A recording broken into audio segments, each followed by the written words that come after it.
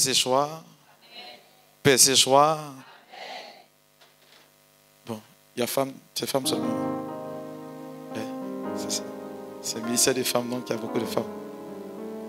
Alors, je crois que je suis celui qui débute la retraite, c'est ça, hein? J'ouvre la retraite et il me faut vous introduire dans un mystère qui, pour ma part, hein, se doit d'être su. La Bible nous enseigne dans le livre du prophète Osée au chapitre 4, le verset 6, que mon peuple périt faute de connaissance. Ce qui suppose que méconnaître est en réalité une faute de notre part. La raison, elle est toute simple, c'est que nous avons un Dieu qui sait toutes choses et de qui nous sommes issus. Lorsque nous refusons de connaître les réalités dans lesquelles le Seigneur nous plonge, ça peut malheureusement nuire à notre vie de tous les jours. Et c'est là que le Seigneur Jésus, il va entrer dans le vif du sujet avec nous. Une chose est certaine, chères sœurs, je ne dis pas frères, parce que beaucoup ont tendance à prier contre des choses qu'on ne maîtrise pas. Et pour la plupart du temps, c'est que nous prions parce que nous avons peur. Je voudrais d'ores et déjà vous dire que parmi nous, il y en a qui rudement se trompent. Et c'est l'une des raisons pour lesquelles vous multiplierez les prières, mais Dieu ne saurait vous exaucer. Parce qu'on ne prie pas dans un esprit de peur. Beaucoup aujourd'hui, quand je suis acculé, je me lève et je commence à prier. Mais la prière est un acte de confiance. C'est un acte d'amour que j'adresse à Dieu. C'est fort de cela que le Seigneur exauce ma demande. Lorsque je ne sais pas certaines choses, il est peut-être vrai qu'il peut avoir des répercussions. Mais ce n'est pas dans un état d'esprit pareil qu'il me faut m'adresser à Dieu. Ce qui libère, chères sœurs, c'est ce dont on parle Jésus. En Jean le chapitre 8, au verset 32, Jésus dit, vous connaîtrez la vérité et la vérité vous affranchira. Laissez-moi vous dire que la seule chose qui vous libère, ce n'est pas la prière que vous faites. Désolé de vous le dire, mais c'est ainsi que ça fonctionne. Ce n'est pas parce que vous priez que le Seigneur vous libère des assauts du démon. Mais c'est la connaissance de la vérité, comme nous dit le Christ, qui nous apporte la libération. C'est l'une des raisons pour lesquelles je m'en vais vous dire ceci. Passez plus de temps à vous instruire et vous saurez mieux prier. Lorsque nous partons à ce genre de retraite ou de ce genre d'enseignement, c'est ce qui est dit qui est le plus important. Parce que j'aime à le dire pour m'amuser, mais la seule récompense que quand on prie, vous tombez, vous vous relevez, ce ne sont que des courbatures. On va prendre de l'eau peut-être pour vous masser après et puis voilà, c'est tout. Sinon, le problème, il demeure. Mais lorsque je connais la source de ce que je vis, je peux facilement m'en détacher. Amen, amen. Est-ce que ça peut aller? Alors, le thème qui m'est proposé dit ceci, les réalités du monde surnaturel. Bon, le surnaturel, c'est un peu osé. Je parlerai du monde préternaturel. Je ferai tout à l'heure la distinction. Pour que vous compreniez du moins ce que vous êtes en train de vivre et ce dans quoi vous êtes plongé. Lorsque nous parlons du monde surnaturel, suivant Thomas d'Aquin, qui a osé, et Saint-Augustin, qui ont osé parler du monde qui existe au-delà de notre nature, ils nous ont fait savoir qu'il y a le monde préternaturel et le monde surnaturel. Ces deux mondes sont en réalité au-delà de ce que nous, naturellement, nous sommes. Et donc, ils sont au-dessus de nous. Qu'on le veuille ou pas, c'est ainsi que régit le monde que Dieu a fait. Et le monde surnaturel, c'est le monde qui est en Dieu. Le monde surnaturel, c'est le monde qui réside en Dieu. Et donc, pour approcher ce monde-là, il faut entrer dans une forme de catégorie. Mais ce qui est à notre portée de main, c'est le monde préternaturel. Il y en a beaucoup qui parlent du surnaturel sans le savoir. Il est important d'aller lire ces perles Parce qu'ils ont beaucoup écrit là-dessus. Beaucoup. Alors, chères sœurs, ce dont je voudrais vous parler, c'est du monde préternaturel. Je vais élever un peu le débat en arrivant, j'ai envie de dire, au monde surnaturel et atterrir au monde naturel dans lequel nous sommes. Nous partons déjà dans le livre de la Genèse. Vous avez certainement entendu dire que c'est le spirituel qui commande le physique. C'est une loi qui est établie par Dieu. Et les pères de l'Église s'appuient sur le récit de la création, dans le livre de la Genèse, pour étayer ce fait. Comment le spirituel peut commander le physique? On le voit avec Dieu. Dans le premier récit de la création, Genèse chapitre 1, nous voyons que lorsque Dieu se permet de créer le monde dans lequel nous vivons, il existe d'abord dans sa pensée. Dieu libère cela avant que le monde dans lequel nous vivons prenne forme. Or, ce qui existe dans la pensée de Dieu est forcément esprit, est forcément spirituel. Avant que cela n'ait d'existence physique, il faut que ce soit conçu dans la mentalité de Dieu. Et cela, les forces nuisibles, les forces du diable le savent pertinemment. Ils ont connaissance de ce que, si d'aventure il doit exister quelque chose dans le monde physique, il faut que cela soit d'abord dans le monde surnaturel, dans le monde spirituel. C'est pourquoi le combat que vous menez, il n'est pas d'abord naturel. Il est dans le monde spirituel. Tu veux remporter une victoire, il faut que tu la remportes d'abord dans le monde spirituel, avant de combattre dans le monde physique. Sinon, tu vas te fatiguer inutilement. Il y a des terrains sur lesquels on ne danse pas. C'est l'une des raisons pour lesquelles ceux qui n'ont pas compris ont pensé à ce instant que le Christ avait échoué. En mourant sur le bois de la croix, on dit mais il est venu pour sauver l'humanité alors qu'il est mort. Mais en réalité, son sacrifice a plus de poids dans le monde spirituel que dans le monde physique dans lequel nous sommes. Alors, je voudrais que tu t'asseyes bien. Et je vais démarrer maintenant. J'étais en train de me préparer. Ça peut aller? Si c'est lourd, vous me dites, mon père, tu descends un peu. Hein? C'est compris? Voilà, je suis en train de parcourir, dévorer un gros livre qui parle de ces choses, donc ça me plaît bien. Alors, chers frères et sœurs, il y a ce fondement qui existe. Ce qui voudrait dire que le monde dans lequel nous vivons n'existe et ne subsiste qu'à une seule condition. Que Dieu ait voulu d'abord que ce monde soit conçu dans le monde spirituel. Avant qu'il prenne forme dans le monde physique. Et c'est l'une des raisons pour lesquelles le Seigneur va prendre son temps pour que les choses viennent petitement à l'existence. Et cela est d'ordre normal. Parce que ça sort tout simplement du sein de Dieu. C'est la volonté de Dieu que les choses existent. Et ce que Dieu craint, il ne craint cela que par pur amour. Dieu le craint par pur amour. Mais il y a quelque chose qui est vraisemblablement important, que vous devriez retenir. C'est que Dieu craint toutes choses par amour, mais par-dessus tout, ce qui crée avec plus d'amour, est-ce que tu sais c'est qui? C'est toi qui me comptes. Je parcourais l'écriture il n'y a pas longtemps et le Seigneur m'enseignait sur le deuxième récit de la création. Je me demandais, quand Dieu dit que nous sommes créés à son image et à sa ressemblance, comment cela se fait-il? Lorsque Dieu se permet de créer l'être humain, pour ceux qui ne le savent pas, en l'être humain existe la Trinité.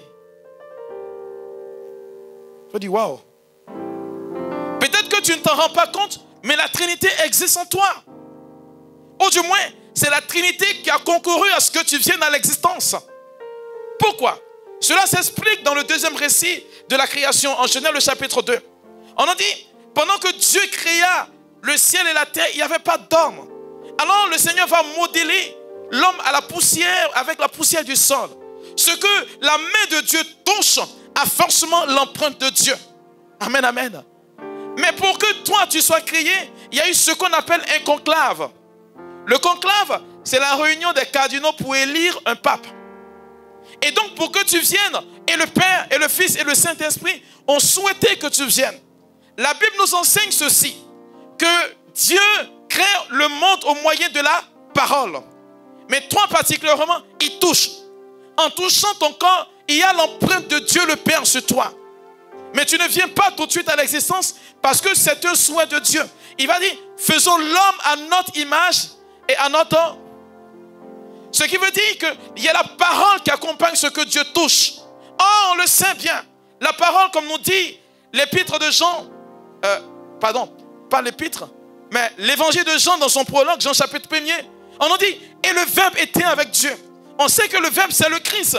Déjà, et le Père et le Fils sont déjà à la nature de ta création. Comme si ça ne suffisait pas, on nous fait dire que le corps de l'homme était là, il était sans vie. Qu'est-ce qui va se faire? Dieu va souffler. Oh, le souffle de Dieu dans le langage hébraïque veut dire la roua, qui veut dire l'Esprit Saint.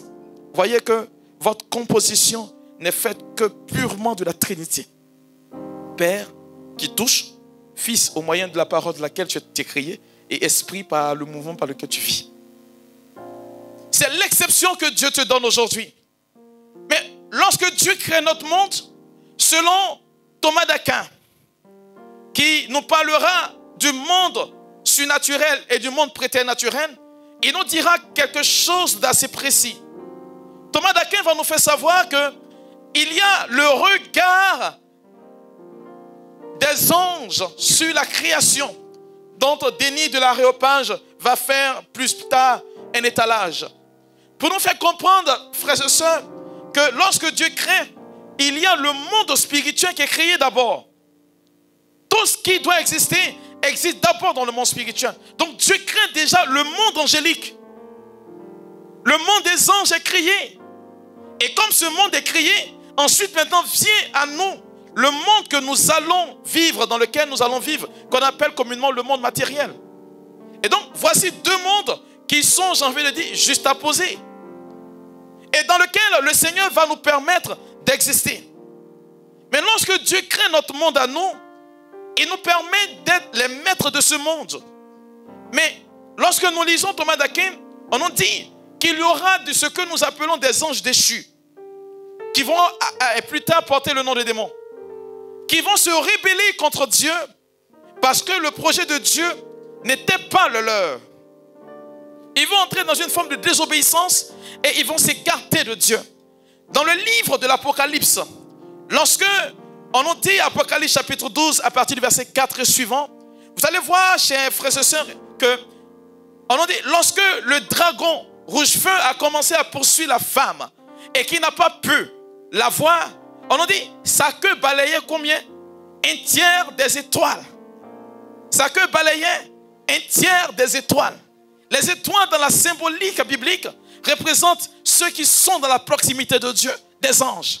Du coup, il est descendu avec un tiers de la cour céleste de Dieu. Vous comprenez? Alors, le Père Gabriel Amorth disait lors d'une prière qu'il était en train d'avoir une conversation avec le diable, il disait ceci que c'est parce que nous les démons, on n'a pas la possibilité d'être visibles. Sinon notre nombre allait obscurcir le soleil au point où le soleil n'allait pas transpercer notre personne, notre vie, pour donner la lumière au monde. Bon, comme le diable c'est un menton, je ne sais pas si c'est faux, c'est vrai. Donc on reste sur ce facteur-là. C'est ce qu'il a dit au Père. Vous comprenez? Et donc, le combat du diable, c'est quoi au juste? Il va se mettre tout simplement à guerroyer, à chercher des noises, à faire des palabres à la créature que Dieu aime le plus. Cette créature, c'est qui? C'est toi. Aucune autre créature n'a l'empreinte de Dieu sur elle. On nous dit pour les animaux que les herbes soient, que l'oiseau soit. Mais toi particulièrement, Dieu a touché ta vie de ses mains. De facto, le diable ne pouvant rien faire à Dieu, va s'attaquer à la créature que Dieu aime par-dessus tout. Dès lors, commencera ce que nous appelons le combat spirituel. L'objectif du diable, c'est ce que nous appelons de vivre comme des parasites.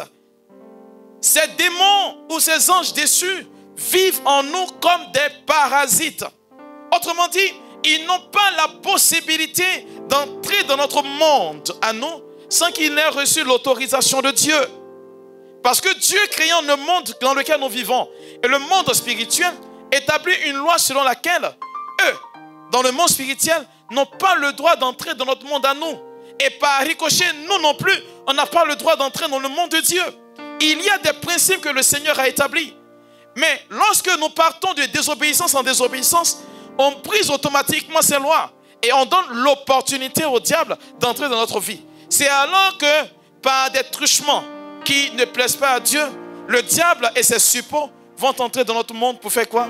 Pour gâcher notre vie. Et l'une des ruses du diable aujourd'hui, c'est que nous soyons totalement loin de Dieu. Chers frères et sœurs, c'est une réalité qui existe bel et bien. Celui qui nie l'existence du diable et de ses suppôts, nie par ricochet l'existence de Dieu ou de Christ. Il a dit en 1 Jean le chapitre 3 verset 8, le Fils de l'homme est apparu afin de faire quoi? De détruire les œuvres du diable. Ce qui veut dire que le diable existe bel et bien. Il a des œuvres manifestes en nous. Mais la question que l'on pourrait se poser, mais pourquoi Dieu le garde encore à côté de nous? C'est pas ça. Et puis il commence toujours à faire ces choses-là. Et il continue toujours de fatiguer notre vie, d'infester nos vies. Au point où il nous empêche de nous marier. Au point où il nous empêche d'avoir des enfants. Ce sont les deux thèmes pour lesquels vous êtes venus. Hein? Mariage et puis enfantement. C'est ça, non? Mais il y a un autre thème. C'est bon, c'est bon. Et donc, tout ce qui va permettre au diable de rendre l'homme malheureux, c'est ce qu'il va faire. Son objectif ultime, c'est que toi, tu renonces à Dieu qui est Père. C'est tout l'objectif du diable. C'est que tu renonces à Dieu qui est Père. Que tu refuses d'accepter que Dieu soit Père pour toi. Que de renoncer à l'autorité de Dieu. Parce qu'il est entré dans la désobéissance, il crée les conditions pour que tu puisses toi aussi désobéir à Dieu. Mais pour celui qui n'est pas instruit sur la question de Dieu, tu vas tout de suite lier la relation de Dieu et toi par soit le mariage ou l'enfantement. Si Dieu m'aime, pourquoi est-ce que je ne me marie pas? Si Dieu m'aime, pourquoi est-ce que je n'ai pas d'enfant? Frères et sœurs, voici des réalités dans lesquelles aujourd'hui nous nous trouvons. Et il est très important de savoir que si d'aventure le diable aujourd'hui a accès à notre vie maritale ou à notre vie d'enfant, cela est tout simplement dû à une page de notre vie qu'on lui a donnée. Tout simplement. Le diable ne peut pas, je vous assure, il ne peut pas en nous vaincre deux choses, suivant la théologie de Thomas d'Aquin et de Saint Augustin. Il y a deux choses que le diable ne peut pas prendre. Vous savez c'est quoi? C'est notre intelligence et puis notre volonté. Ces deux choses, le diable ne peut pas entrer en contact avec. Il peut obscurcir notre volonté. Il peut obscurcir notre intelligence. Mais il ne peut pas dompter cela. Cela ne lui est pas accordé parce que la clé de ces deux choses réside en Dieu seul. C'est l'une des raisons pour lesquelles il a dit ceci: quand tu voudrais quelque chose et que tu pars pour l'obtenir et que tu es en Dieu, tu l'as. Mais le diable qui est un menteur te fait croire qu'il est maître de ce que tu as. Je lisais le livre de ce père-là, il a fait un peu de spiritisme avant de devenir prêtre. Il disait, ce qui l'a motivé en réalité à devenir prêtre, c'est que pendant qu'il faisait ses pratiques de spiritisme, le diable ne pouvait pas savoir ce à quoi il pense. Vous comprenez, hein? Le diable ne peut pas savoir ce à quoi vous pensez. Mais il regarde notre attitude, notre gestuelle, pour deviner automatiquement ce qu'on va faire. Mais il n'est pas juste.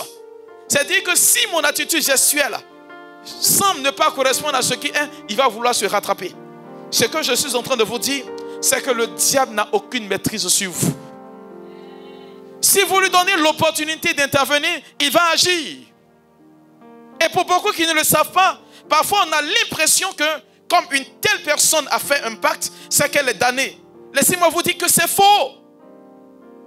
Et c'est là que le diable, quand on méconnaît la bonté de Dieu, quand on méconnaît l'amour de Dieu, on croit que quand une personne a fait un pacte avec Satan, automatiquement c'est fini. Le diable joue sur ta volonté. Il joue sur la connaissance de ce que tu as. Il y a un grand maître spirituel qui, dans son rôle, passait son temps à déstabiliser toutes les églises. Il dit, de son trône de grand maître, il a déstabilisé plus de 15 000 églises évangéliques et baptistes. 15 000. Il a détruit. Il a fermé 15 000. Je n'ai pas dit 15, je n'ai pas dit 100, je n'ai pas dit 1500. Imagine, il dit dans le monde. 15 000. Que ce sont des églises qui ont une facilité avec les choses de ce monde. Du coup, ils passent par là pour les avoir. Il dit qu'un jour, c'est son témoignage qu'il donnait, il était à un comptoir où il travaillait, et puis une femme est rentrée. Il a vu une femme qui est rentrée et qui lui a tendu quelque chose. Quand elle a déposé la chose dans sa main, c'était une médaille miraculeuse. Quand il a regardé la médaille, quand il a vu l'image, il est tombé tout de suite. Il dit, j'ai vu autour de moi que du noir. Mais chose bizarre, le gars va dire ceci, mais j'ai vu la Vierge Marie pour de vrai.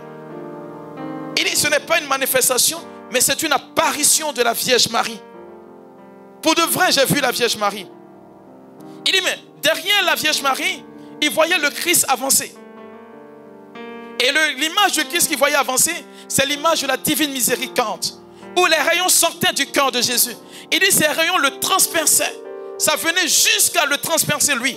Mais ce qu'il disait qui était formidable, il dit, pendant que les rayons le transperçaient, ce qu'il ressentait, c'est qu'en toute réalité, tous les liens qui étaient avec Satan, qu'il avait avec Satan, étaient en train d'être coupés par le cœur miséricordieux de Jésus-Christ.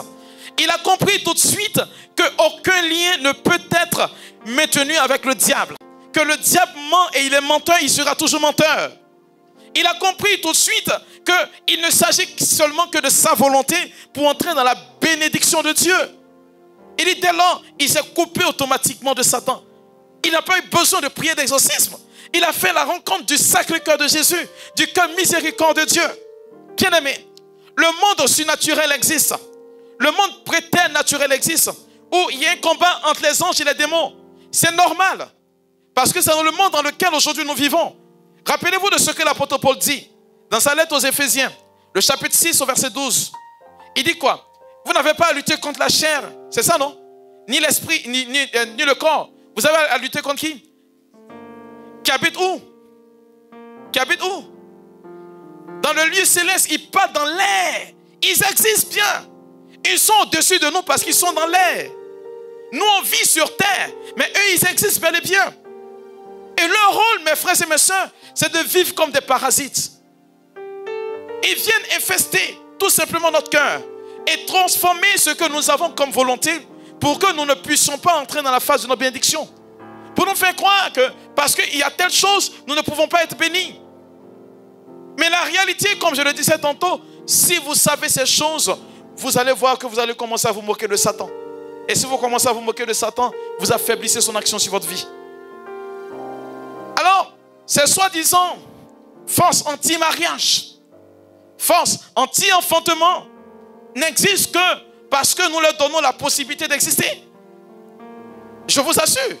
Ces choses et ces êtres n'existent parce que nous croyons qu'ils ont la possibilité de nous empêcher de nous marier.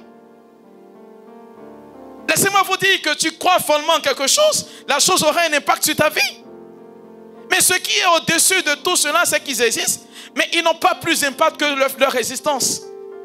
Ce qui est permissible par Dieu, c'est que nous sommes capables de pouvoir croire que Dieu nous aime au point où même si les démons se sont levés contre notre vie, la présence de Jésus sur notre vie nous permet d'entrer dans la grâce de notre vie. Point barre. Et c'est là que vous devriez rester. Tout ce que vous allez vivre pendant cette retraite, si vous croyez un seul instant que vous n'avez pas la possibilité d'être délivré et que vous attendez une imposition des mains avant d'être délivré, vous allez rester toujours à la même place. Mais si vous faites la rencontre de Jésus sincèrement, durant toute cette retraite, vous sortirez d'ici. Pour celles qui ne sont pas mariées, vous allez vous marier. Ce n'est pas une question d'amen, c'est une question de certitude. Moi, j'en suis convaincu. Pour celles qui cherchent des enfants, vous en aurez. Parce qu'il n'existe pas de miracle que Dieu ne puisse pas faire. Et c'est là que vous devez garder votre mentalité assez saine. Mais vous êtes, pour la plupart, pour ceux qui ne savent pas, vous êtes dans le sang de Dieu. Vous êtes dans la mentalité de Dieu. Vous êtes dans le cœur de Dieu parce que Dieu vous aime. Et quand vous passez votre temps à écouter ceux qui ne faudrait pas écouter, c'est l'une des raisons pour lesquelles vous pensez un seul instant que vous avez besoin de beaucoup d'activités pour entrer dans une grâce particulière. Oh oh, est-ce que je parle à quelqu'un? J'ai dit une vérité qui va peut-être vous choquer. Ce n'est pas parce que vous priez que Dieu vous bénit, hein? Excusez-moi. Mais c'est la vérité. Vous avez compris? Ce n'est pas ta prière là qui fait que Dieu te bénit. Ça vous choque? Donc, vous qui vous réveillez à 4 h du matin pour prier, je ne sais pas pourquoi. La nuit est faite pour dormir. À moins que le Seigneur me dise, lève-toi. Je me lève, je prie. Il faut dormir. Il faut dormir. Depuis qu'on vous a dit, il faut jeûner pour avoir mari ou bien pour avoir enfant. Depuis quand? Bon, je vous enseigne ce que l'Église dit. Et ce que l'Église dit, c'est ce que je dis. Donc c'est la pure vérité. Est d'accord? Ça vous dérange ce que je dis? Je vous enseigne. C'est le rôle de la retraite. Ce que je suis en train de vous dire, Dieu vous exauce. Dieu vous bénit à une seule condition. Vous savez c'est quoi? Vous savez c'est quoi? C'est parce que vous êtes ses enfants. Un point, un trait. Dieu vous bénit, il vous donne ce dont vous avez besoin parce que vous êtes ses enfants. Et l'attitude d'un enfant, c'est de croire en son père. C'est d'aimer son père, c'est d'obéir à son papa. Tant que tu es dans la peau d'un enfant qui croit en son père, crois-moi, tu as ton père avec toi. Mais tant que tu désobéis à ton père, il s'éloigne de toi. Or, courir après la bénédiction d'un père et puis avoir le père avec soi, qu'est-ce qui est meilleur? Avoir le père avec soi. C'est en cela que tu vas dire en Deutéronome chapitre 28, au verset 8, j'ordonne à la bénédiction de te poursuivre. C'est une aberration qu'un enfant de Dieu court après une bénédiction. Est-ce qu'on est d'accord? On est d'accord? Est-ce qu'on est d'accord? Oui, il faut qu'on vous le dise. Donc, vos histoires de c'est quel cheminement pour avoir enfant? Il n'y a pas cheminement pour avoir enfant. Il y a cheminement pour être maman. Avoir les aptitudes pour être maman, oui. Avoir les qualités d'une mère. Voilà, on prie pour avoir, voilà, pour une conversion interne pour que je sois maman. C'est quand j'ai les aptitudes d'une mère que le Seigneur me donne la grâce de l'enfantement. C'est quand j'ai les aptitudes d'une femme qu'on peut marier que je trouve mon mari. Est-ce que ça va? Est-ce que j'ai parlé à quelqu'un? Non, je le dis en toute sincérité parce que parfois vous entrez dans des combats qui ne sont pas les vôtres. Ce qui n'est pas de votre catégorie que vous ne voyez pas là. Laissez Dieu gérer ça. Ce qui est pour vous, c'est ce que vous gérez. Et c'est là que vous deviez rester. Et avec Dieu, moi j'estime pour ma part que le temps n'est jamais perdu. Ah oui, à force de se précipiter, on se casse facilement le visage. C'est vrai, il y a des forces qui existent, mais ces forces-là sont en train de simplement de corrompre votre intelligence et votre volonté. Tout simplement. Pour vous dire que si vous ne faites pas tel type d'exercice, vous n'allez pas entrer dans la grâce. Qui parmi nous ici mérite d'être béni que d'autres? Personne. Mais lorsqu'un enfant se sert réellement dans la mentalité de celui qui est enfant, Dieu lui accorde plus qu'il n'ose demander. Moi je le dis, chaque fois qu'une personne vient, mon père, il faut prier pour que je me marie. Je ne fais jamais ce chemin avec toi. Je fais ce cheminement pour que tu puisses avoir le comportement de quelqu'un qu'on peut marier. Quand tu me dis, mon père, je veux avoir un enfant, je te donne le cheminement pour que tu aies le comportement de quelqu'un qui peut être parent. Parce que c'est l'état de grâce qui attire la grâce. Si déjà vous ne vous satisfaites, vous n'arrivez pas à vous satisfaire, de ce que vous êtes, c'est pas quand un enfant va venir et puis ça va aller. Je finis par cet exemple banal que je prends généralement. Parfois vous êtes marié, vous cherchez enfant. Et puis monsieur et toi, vous ne vous entendez pas. Bon. Et puis dans votre mentalité, on veut un enfant pour qu'au moins la tension s'apaise. Vous ne voyez pas que l'enfant il est trop petit pour venir régler vos problèmes? Commencez par vous entendre. Et puis ça va venir après. Mais c'est toi qui veux te marier. Et puis tu refuses d'obéir à un homme. Bon. Si tu ne sais pas que l'homme, c'est ton chef, le jour où tu vas apprendre ça, Dieu va te donner un mari. Si vous ne savez peut-être pas, le Dieu que nous adorons là, il est bon, hein, n'est-ce pas? Mais c'est un Dieu qui est juste. Ça, il ne faut jamais oublier ça. Dieu est juste. Il ne fait pas les choses également. Hein. Il est fait de façon équitable. Quand tu mérites, il te donne. Comme le disait mon papi Abbé, quand on va partir au ciel, il n'y a pas quartier de musulmans, il n'y a pas quartier de... Non. Il n'y a pas fait de lit, j'ai prié mon rosaire jusqu'à... Non, c'est pas ça. En réalité, et je termine par là, cette belle phrase qu'il faudrait retenir, on ne mène pas d'activité spirituelle pour obtenir une grâce matérielle. Ça n'existe pas. C'est pas bon, c'est pas compatible. Vous comprenez au moins, non? Vous avez compris au moins ça? On ne mène pas d'activité spirituelle pour obtenir une grâce matérielle. C'est incompatible, ça ne marche pas. Je ne peux pas me permettre de dire que je vais faire le rosaire pour avoir enfant. Ce n'est pas bon. Parce que Dieu ne va pas te donner. On fait le rosaire pour obtenir une grâce matérielle et spirituelle. Je sais que par exemple, j'ai un comportement hargneux, je suis colérique. Je fais le rosaire pour que le Seigneur change mon cœur. Je sais que je manque de patience. Ah, ce sont les vertus d'une femme. Je fais le rosaire pour que le Seigneur me donne la grâce de la patience. Dieu ne récompense que ceux qui font des efforts de conversion. Pas le contraire. Alors, cette retraite sera pour vous le temps de faire ce qu'on a fait, une métanoïa, une introspection pour voir réellement dans votre vie ce qui cloche. Ce qui cloche. Il y a un témoignage sur lequel je vais finir. Une femme, je me rappelle, il y a combien d'années là, j'avais en 2 ans de sacerdoce à l'époque, et il savait que la bonne dame, à une prière, on faisait la prière, j'ai reçu une parole de connaissance. Et la parole de connaissance disait qu'elle devait enfanter à tel mois. C'était exact. Un autre jour, j'avais invité le berger Bethel Nengi, une grande évangélisation, et il y avait du monde, il y avait plus de 5000 personnes. Et puis, la femme, il a donné une parole de connaissance, dit tout. Il n'était pas là quand je parlais. Mais la femme, pour la reconnaître, le Seigneur l'a fait décoller de sa chaise. Elle est arrivée. Et il a donné la même parole, et puis il allait l'ajouter jusqu'au poids du bébé. Pour dire que c'était tellement authentique. Et voilà que cette bonne dame, j'ai quitté la paroisse un jour, je suis arrivé, je passais. Je vois une femme qui était très bien à peau. C'est-à-dire, quand elle s'habillait, tu dis, voilà, c'est la femme que je vais avoir chez moi. Mais quand tu la vois, elle a porté un habit délavé. Pourtant, elle fonctionne, elle travaille, elle occupe un poste. Mais une femme qui est débraillée, je vois ses cheveux, mais j'arrête la voiture, je dis, mais il y a quoi, madame? Elle dit, mon père, la parole que tu as donnée l'autre jour là, et puis le berger a donné aussi là, ça ne s'est pas encore réalisé. Il dit, quoi de parole même? Elle dit, non, vous avez dit qu'à telle période, je devais enfanter. Il dit, ah. Et là, sur le coup, le Seigneur m'enseignait. Quel enseignement le Seigneur donnait? Il disait ceci. Quand j'ai donné la parole de connaissance, la femme en question, au lieu de créer les conditions pour qu'elle puisse entrer dans la grâce de la maternité, non, elle a voulu gérer elle-même son quotidien. Elle a voulu devenir Dieu.